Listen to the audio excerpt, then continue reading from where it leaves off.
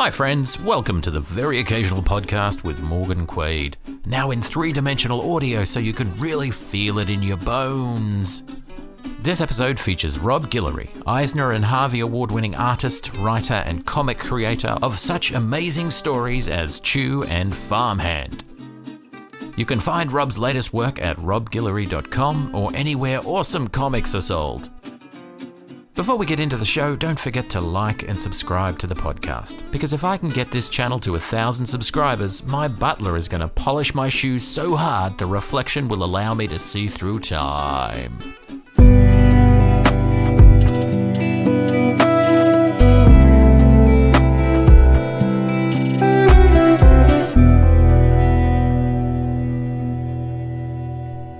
Welcome to the Very Occasional Podcast with Morgan Quaid. I'm joined today by Rob Guillory, Eisner and Harvey Award-winning artist, writer, comic creator, and awesome dude. Thank you, Rob, for joining us on the Very Occasional Podcast. Thanks for having me, Morgan.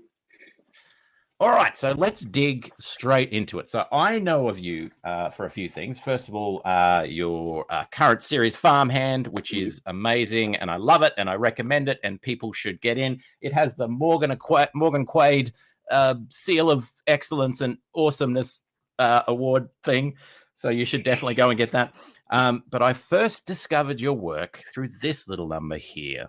I was late to comics, but when I found the Chew series, I bought it all and walked out of that comic shop with no money and a head full of awesome ideas. I had never seen or heard of anything like that.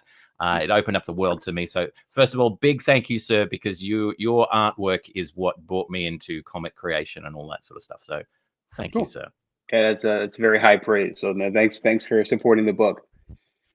Of course. All right, so let's get started into illustration. That creative journey. What came first for you? Was it noodling, drawing, writing? How did it all start for you? Oh man, I mean, my mom has. She says I started making just kind of little drawings and doodles and stuff when I was like 2. I've never seen this. I've never seen this. I don't know if she's just lying to me. But she said I actually apparently I made a flip book when I was 2 or 3.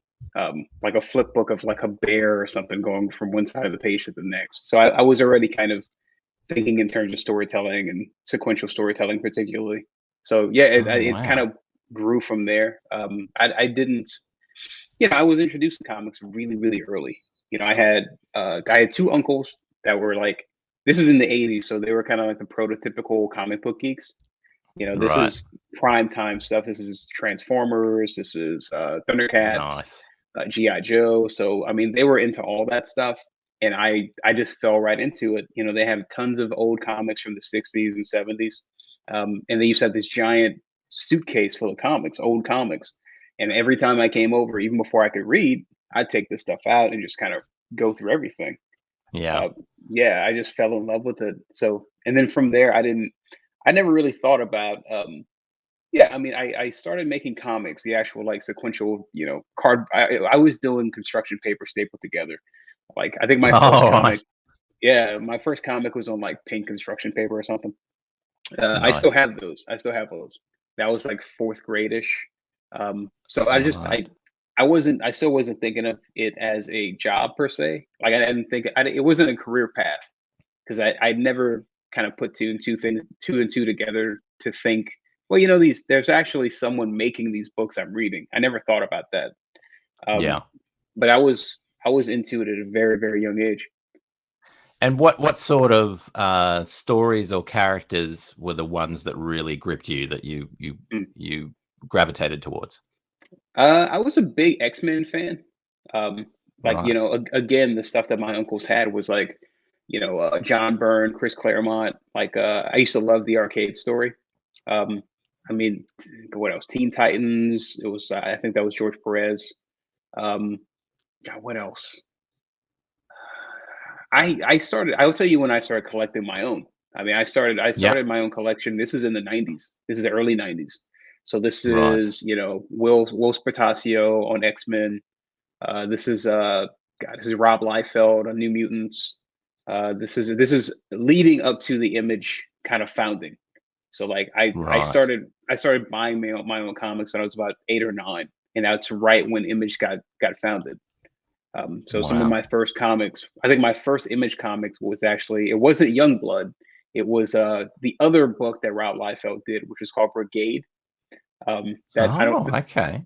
yeah, I don't think anyone knows Brigade. There's lots of pouches and lots of lots of giant muscles, and everyone had. It was like that old school kind of. It was very similar to Youngblood in a lot of ways. You know, it was a team of heroes who all had different things. Like one guy flew, another guy had like it was classic Liefeld. Yeah, yeah. But yeah, from there I just built my collection outward from there. Right. And in terms of, so one of the things about an artist is obviously that, if you can create and carve out a distinctive style for yourself, that goes a long way. I mean, it's the same with writing and everything else, or music or whatever. Mhm. You have a very distinctive style, an amazing style.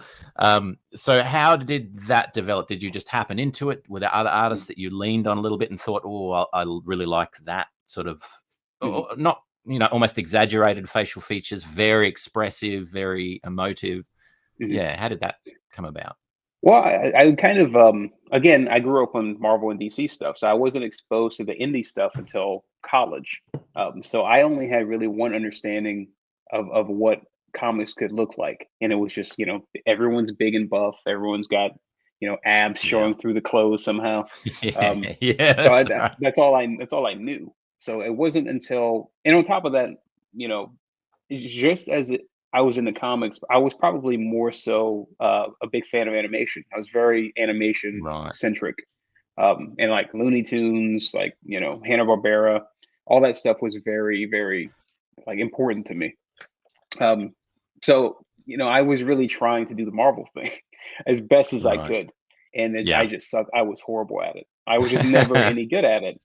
And it wasn't until my first year of college I kind of ran into. I was seeing that I was struggling doing the Marvel thing, and I thought, why don't I try something simple? Because Mm. I thought about all my animation influences and what I really really liked, and I thought about like Bruce Timm on Batman the Animated Series, which is, again, this is right around the time that this is early '90s, right when I was starting to kind of uh, build my own tastes and my own comic collection, that sort of thing. That's when that came Mm. out. Mm. So I was super super influenced by Bruce's like simple, really economical like style.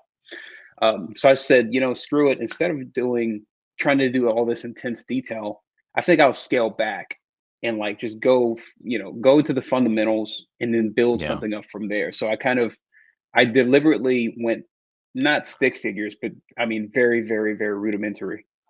Right. And I kind of just, honed, I focused more on storytelling and on layout and all of that stuff. And then from that, I started building up kind of my own kind of visual vocabulary. And Right. it took a while, but Mm. you know, and around that time, I was also influenced. I was exposed for the first time to guys like Jim LaFood, um, guys like Dave Crosland, Scott Morse. A lot of guys who are more indie. A Mm. lot of them were very like graffiti influence and that sort of thing. And also anime. I was influenced by anime as well. Right. Uh, Yeah. in my high school years, I kind of got more exposed to things like Akira Toriyama's work on like Dragon Ball Z, um, Ramiko Takahashi's work on a bunch of different things. I just really loved the sense of humor of anime and manga. Yeah. So all of that sort of got merged into the same sort of style. So if you look at Chew, or pretty much anything I do, but especially Chew, I was going in and out of styles. Mm. I had this sort of like general style, but there would be certain points where I kind of like pop out with something super anime influenced. Yeah. Like I always think back. I think the turning point when I became comfortable and saw what Issue was visually was issue 3. Because if you go back to it, issue 1 was not funny. It was basically pretty straightforward, kind of procedural cop thing. And Yeah. Yeah. two is sort of the same thing. But 3, at the very beginning, uh, Tony Chu, the star of the book, ends up falling in love with Amelia Mintz. And there's this page at the very beginning where, he's we used to call them the origin pages that we used to say, meet Tony Chew, and it kind of lays out who Tony is, what he's going through. It catches you up to speed, and then it shows that he's in love with Amelia Mintz. And I thought, well, I have to draw like hearts everywhere, right? I have to draw like hearts in these eyes. Like I have to do this really cartoony, like anime, silly thing. It was such a departure from the serious cop thing. And my writer John Layman was cool with it, which just opened everything up. And then from there, I was able to kind of really get silly and really take it over the top. And that's when I realized, oh crap, like all of this, like previous jobs I had, they wanted me to kind of compartmentalize. They wanted me to be, be the serious comic guy or be the silly comic guy. But Chew was the first time I realized I can merge this together and do both. And I hadn't really seen a lot of people in American comics do that. So I hit a sweet spot with it, and it's kind of evolved from there.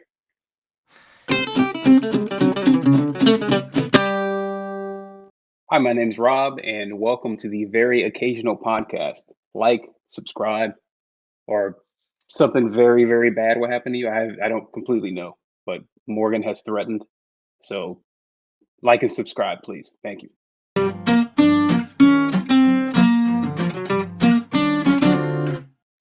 Yeah, and I can see all of those anime influences, and particularly, action sequences, or as you say, romantic scenes and those sorts of things. Very tongue in cheek and and when the action starts, and I've got to say, when Poyo turns up, and that sort of those shenanigans ensue, it is amazing. And it was. And at the time that I read Chew, it was like nothing else I'd ever seen. And as I said earlier, it was the thing that hooked me and thought, well, if this is possible in comic form, anything is possible, which means all of these stories you can do, this way through this medium.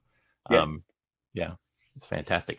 Yep. So tell us about, as most of us involved in comics and indie comics in particular know, it can be a hard industry, it can be a tricky industry, it can be an expensive industry, and there's a bit of a long burn to see success and those sorts of things. What's one of the failures that you've come up against that's either been instructive or it's sort of shifted your direction a little bit as you've developed? What's the biggest failure? I think the biggest failure would be, that's a heavy question. I mean, I've had many failures. I mean, there's been many, many, many failures. I think that it's easy to become comfortable once you do kind of find your sweet spot. And especially if you find that sweet spot and you're able to find success at the same time. I think with Chew, I had been on the hunt for so long. I started going to Comic-Cons and really pursuing comics as a job in my first year of college. So this is 2001-ish. And it took me a good 7 years of going to Comic-Cons, really honing my craft. I mean, literally kind of forgetting everything I knew art-wise and kind of rebuilding this thing. Because Chew came into I got offered Chew in 2008. So it's a 7-year gap of just building. And, then it fell into my lap. And, I always believed in my work. But the oddest thing happened, when it actually was super successful. John and I think we're both completely freaked out by it. So, I mean, I'll never forget. I mean, the first year that we did San Diego Comic-Con, a month after Chew #1 came out, we did San Diego. And it was the first time I'd been behind a table at San Diego Comic-Con, though I'd been going for many years. So we're kind of in it.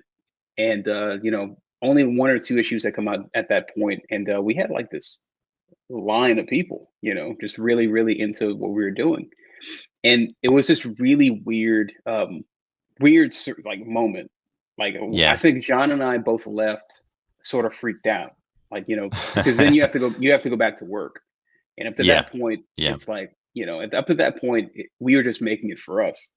But then it's just, you started realizing, holy crap, there's like an audience, Yeah. and Yeah. that sort of built even more. A year after that, we won our first Eisner Award, which, to be honest with you, I didn't even know.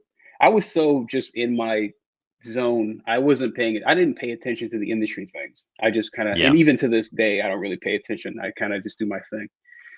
I didn't even know the Eisner Awards were a thing until we got nominated. So I didn't know. But then we won it, and I was in this really weird spot of, I had been kind of chasing success, and then I kind of got it, and then I had Yeah. to reestablish, like, why am I doing this? Am I doing this to achieve success, or am I doing this because I feel like this is like what I was made to do? So, Yeah. Yeah. I don't know if that answers the question of like the biggest failure, but I think it was the biggest sort of recalibration I've had to do in my career. Is I had to Right. reestablish that you know that success. I wasn't doing this just to be successful or just to win an award or do any of that stuff. I had to Mm. reestablish that this was like literally part of my identity. Like, I've always been a guy making stories. I've always been that guy, even from a child. Mm. I have 3 kids, and my girl is she's 8, and all 3 of my kids are kind of veering into the art stuff, and we Yeah. haven't like pushed them. We've kind of let them do their own thing. But my daughter in particular has this rawness to her that is really, she has grit for such a young child, and she has no fear. She has absolutely Right. no fear about. I mean, she has her anxieties about things, but she doesn't have any fear when it comes to telling a story or making art. There's a raw, like, Right. she doesn't think about, I could have drawn this better, or she doesn't even think about her motivations for making things. She's just making them because this Yeah. is who she is. Yeah. So I Yeah. think I had to kind of like recalibrate and get back to that base level of just, this is why I'm doing it, because this is literally an aspect of who I am. And so that was the biggest sort of Yeah. failure slash recalibration I've had in my career, I think. That's a really good one as well, because most of us are, grinding away, trying to make it, and there's this thing ahead of us that we're Mhm. going for, but it's very hard to put yourself forward and think, if I get that, when I get Mhm. that, what then am I left with? What do I have to do to keep going? Am I going to Yeah. keep going? And then, yeah, that whole equilibrium thing around, well, what am I actually chasing? Am I just Yep. chasing success, or am I doing this for the love of it and because I have to do this anyway? And so Mhm. it's a really good one. So talk to us about there's a new project that you're involved with. When this podcast goes out, it will be live, as the kids. I don't know if the kids say that, but let's pretend they still do. It will have dropped on the internets and stuff. So talk about Mosely, the new project that you're working on, because that's something where you're taking more of a writing tact rather than just the artwork. Mhm. Yeah, tell us about Mosely. Well, Mosley's, I mean, it's a very important milestone, I think, in my growth as a creator. I've kind Mm, of gone from being the artist who works for other writers to being a writer artist, drawing my own stuff. And now I'm kind of shifting to writing for other people, because I've kind of come to a conclusion that, I hit 40 a few months ago. Um, Condolences. I mean, congratulations. right, I hit 40 a couple months ago, and I realized at some point, I got all these ideas, and I don't have the time to get to all of them Yeah, myself. I can't draw everything. I can't do everything alone. Um, yeah, so I've had a good relationship with Boom for a really long time, and we've sort of been talking about playing around with something. And Mosley was this guilty pleasure that I had laying around. As a yeah, writer, I'm sure you know this. You have something of that, I'm sure, on your own. yeah, But yeah, I mean, having kids, you know, it's such an interesting time to be raising kids, with yeah, technology and all that it is. And I think, having kids, you start to reflect on your own parents, your own upbringing. Uh, and I realized, every generation, the parents have to deal with certain things with their kids in the upbringing. You have to protect your kids from certain things and whatnot. But I yeah, just feel like the generation we're in right now, there's more there's the thing that we have to fight is so much more insidious than in the past. Like it's Yeah. hard to like gatekeep and keep your kids innocent. Like the level of like monitoring and screening I have to do to protect my children from certain things that they're just not ready for is just Mm. unbelievable. So Yeah. you know, and what's worse is my kids are all, as most kids I think are, they all sort of are gravitating toward the technology. They're good at it. They're really good at the tech. Yeah. And they're Um, quick, super yes, quick. Yeah. yes. So I have to stay in front of it. So it's just a frustration I've had as a parent. Mm. So I think Mosely came out of that. You know, Mosely is about basically my darkest, my not my darkest fantasy, but a dark fantasy that I have of just taking all of the tech and just breaking all of it because I just hate what it does to people, and Yeah. particularly what I see it draw out of my kids at their worst. So you know, this started out as that. It started out as, you know, this idea of, okay, if it's man versus machine, who would be the hero? You know, who's the guy? Who's the guy who Yeah. goes on this kind of like holy crusade? And I just thought it'd be funny. And I thought it would have to be the opposite. You know, it couldn't be if the guys who are making the tech are these sort of lab coat, you know, whatever guys, he would have to be the opposite of that. You know, he'd probably be Yeah. just he'd be either a garbage collector or a janitor. He'd be Yeah. one of those Yeah. guys, the most humble, sort of like, you know, worst job you could think of. He'd probably be Yeah. that guy. So he kind of, that was sort of the joke. It's like, you know, there's something funny about that, but sort Yeah. of like sort of humble. You know, that character is about as humble as you could get, but he's also Yeah. pretty pissed off. Yeah. He's Yeah. pretty bitter as well. Yeah. So it started there, and I really just wanted to make a summer blockbuster comic, you know, because Right. Farmhand is so meaty. Like if you've ever read it, it's very heady. There's a lot of moving pieces. It's very, you know, it's some really heavy, deep questions and Yeah. family drama and things like that. I wanted to make a comic that was very, very different from that. You know, I wanted to make a Right. comic Yeah. that was just a guy smashing things. You know, I Yeah. wanted to Yeah. make, A guy with I a mean, big hammer smashing yes, things. you know, I love comics like Headlopper. You know, I love what Nick Yeah. Patera is doing on Axploder John. That hasn't come out yet, but Nick's a good friend of mine. You know, I love Conan the Barbarian. You know, I love these Yeah. just pure, raw, simple stories that I just love them. I grew up with this stuff. Yeah. So that's where it started, and that's what I pitched to Boom, and they were all about it. But what's funny is, you know, as I started writing it, it became way more than that. Because I Yeah. mean, all of my work, Farmhand is very family centric. It's, you know, it's the story of a family broken trying to reconcile. Mm. And that's a very personal story for me. I've been through things, you know, family trauma in my own family, that sort of thing. And of course, being a parent, raising young children now, you know, family is always on my mind. Yeah. So this comic also has that aspect, you know, because like I said, the main character is a guy who, you know, he's an ex-Marine. He's involved basically in this sort of experiment where you have all of these ex-military people who are basically put on this compound to live with this AI for a year. And they basically only interact with the AI for 1 year. And they stare Wow. basically into the black mirror for 1 year. Yeah. And it destroys all of them. It just ruins them.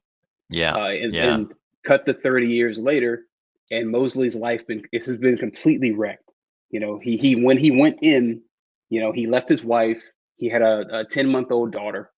He left them both to go into this because he believed he was going to be creating a world that was going to Mm. be better for his daughter.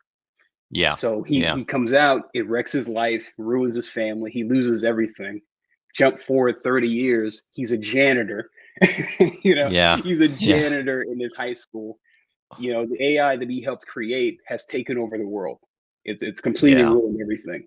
And he's having to live, you know, under the oppression of this thing that he helped make. So it's a pretty heavy story. So that, but all of this sort of what I didn't expect Mosely to start talking. You know, I didn't expect that. Right. Right. I Yeah. remember, like, I always jump back to. I remember reading an interview with Frank Miller years ago. I think I was only in high school when he published this, but he was talking about the first Sin City novel that he made, and he was saying that it was featuring Marv, and Mm. it was only supposed to be like a little one shot thing that he was going to make, and then I never forget this. He said, but then like the guy just started talking, like Marv just became a guy, and he Yeah. wouldn't stop. He wouldn't stop, and that's Mosely. Yeah. I just sort of started letting him talk, and he had all this stuff to say. He was just this bitter guy with all these regrets, and it just started coming out. So it has this sort of like, if it's music, Mosley's sort of the blues. Like like he's Right. Yeah. very, Yeah. That makes sense. he's lamenting, and he's very pissed off, and he's had all this stuff taken from him, and he wants payback. So it's a revenge story as well. So yeah, I'm super super proud of it. It's probably my favorite thing I've ever written.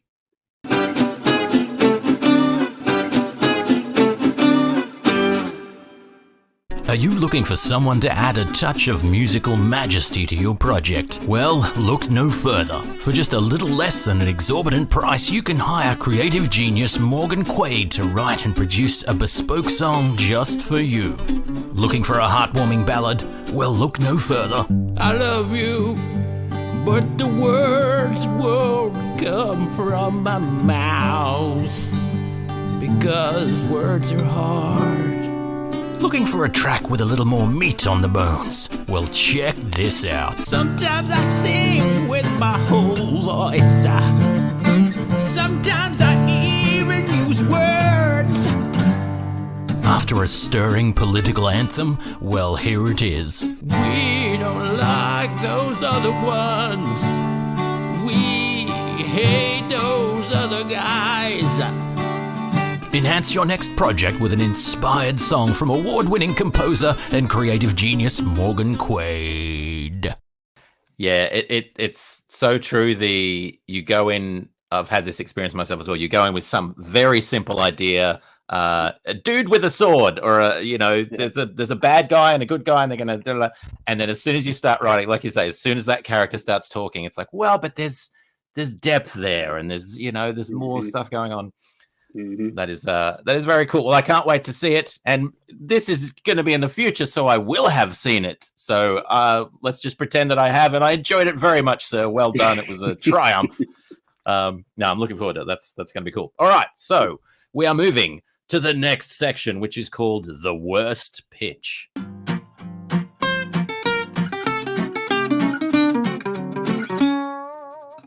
Very simple idea. We both come up with a pitch that is truly terrible and would just never make it in Hollywood or comics or anywhere else.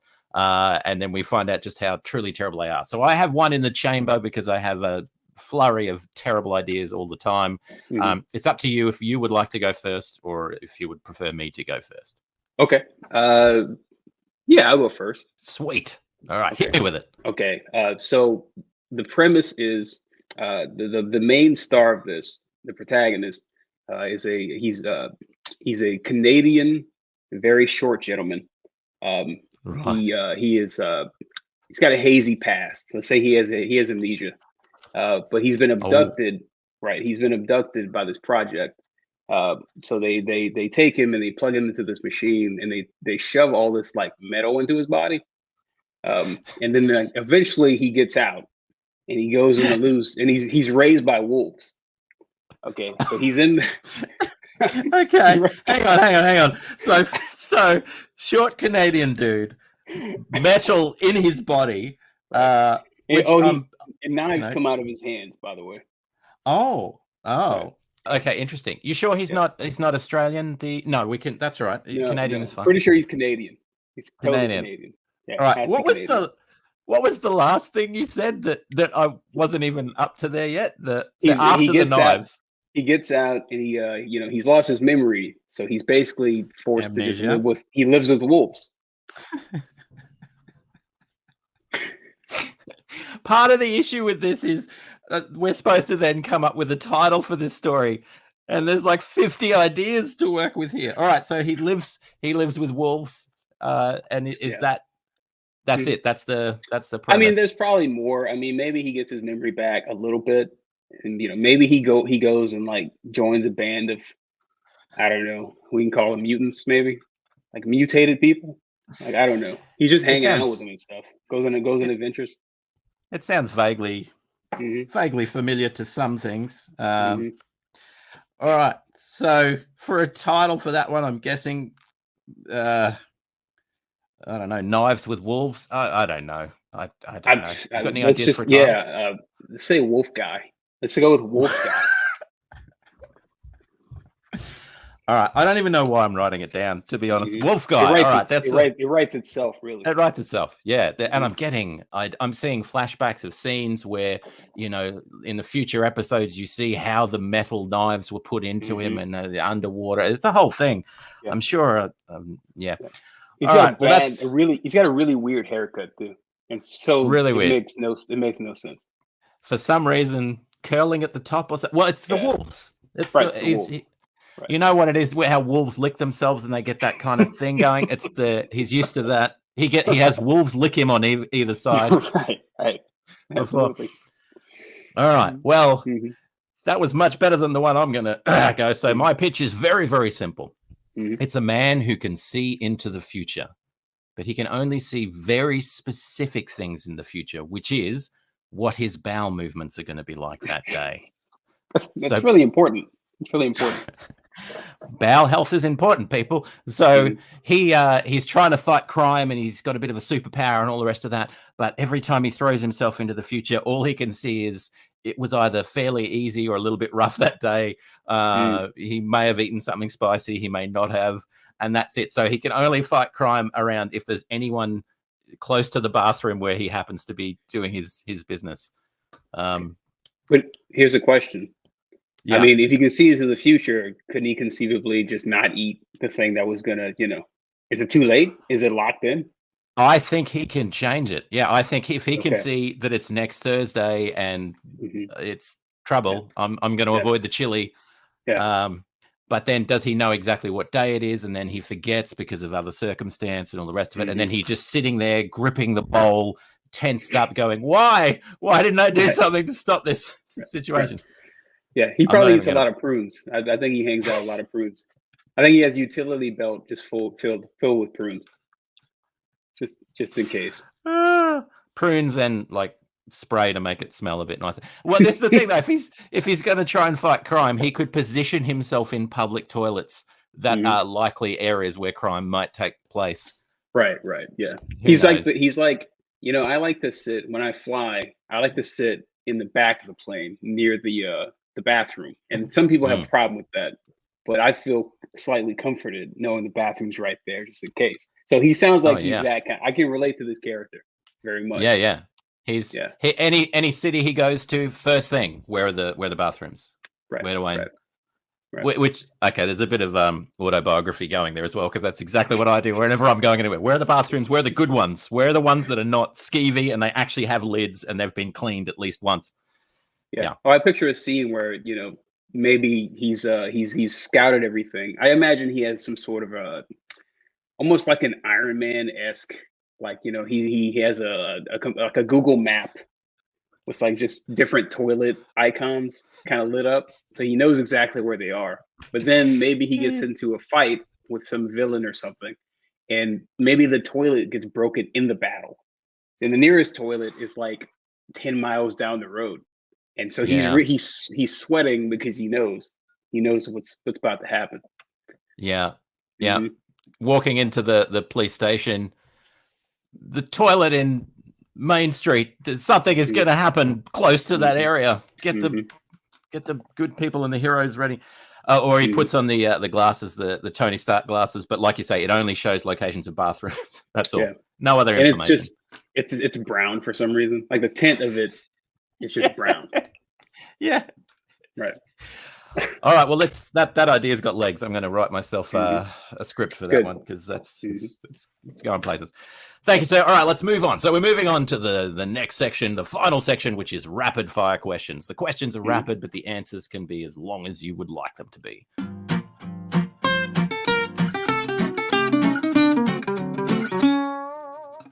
So first question, you only have one choice and you have to choose Star Wars, Star Trek. Oh man. Yeah. Do I have to? You have to pick one. But already I like the fact that you've had that reaction because that shows a deep love of both. And that's what we're all about. But yeah, you have to choose. If you could only have one. I'll go with Star Wars. Star Wars. Well, I don't mind that. It's the wrong answer, but I don't mind it because there was that pause and thinking, and that I appreciate that. So thank you. I really wanted to say Spaceballs, but I don't want to upset anyone. May the Schwartz be with you. So in the future, the far distant future, let's say 2025, something happens and all ink is removed from everyone's bodies. There are no tattoos anymore, but it's mandated that everyone must get one tattoo that's unique to them. What is that tattoo, and where do you get it on your person? Oh God, that's such a heavy question. So everyone gets one tattoo, but you get to pick whatever you want. Whatever you want and wherever you want, but you have to, it's mandated you have to have at least one tattoo. What would I get? Because that's the future. Okay. All right. I guess I would have to go with an I'm with stupid with the arrow pointing that way. At anyone that's next to you. Very good. Just on the shoulder. Yeah. Right. Yep. Right. So just be very careful for family photos and stuff who you stand next to, and that your wife is never on that side would be my advice. Yeah, it's strategic. Very strategic. That may not go well. Yeah. Mm-hmm. Very good choice. All right. So which of your heroes would you most hate to or most fear to meet in person? Now, when you say heroes, are you talking like fictional heroes or anyone? Well, both. Let's go both. It could be fictional or it could be real, just people you look up to and admire. Man, I would like to meet Jack Kirby, who's obviously no longer alive. But I'm a little afraid to, because I don't know, for whatever reason in my head, he seems like a guy who punches people. Like, I don't know what. There's just something about him that just seems really hardcore and old school. So I'm like, yeah. So Jack Kirby, I'll go with Jack Kirby. Jack Kirby. All right. You would just be a little bit tentative because of the fisticuffs. All right. So what's one of the hardest fictional deaths you've had to deal with, either in film, anime, TV, comics, anything like that? Oh man. Optimus Prime was pretty brutal. That would mess with me. Yeah, pretty good. Yeah, you are speaking my language there with Optimus Prime. That was crazy town. All right, so you're allowed to pass on one toy from your childhood to your children and future generations. What is that toy? One toy. Does it have to be one of my toys? I mean, could it be one of my kids' toys? It could be one of your kids or one that you wanted when you were a kid, or any toy. I would pass down. We made a plush pollo years ago. It's just it's a cybernetic chicken that's plush, and it's inexplicable, I guess would be the word. I would pass it down just to confuse future generations. I wouldn't like have any explanation. By this point, I assume there's probably no more computer. Something has happened. There's no explanation for this chicken. Just send it down the road and confuse people.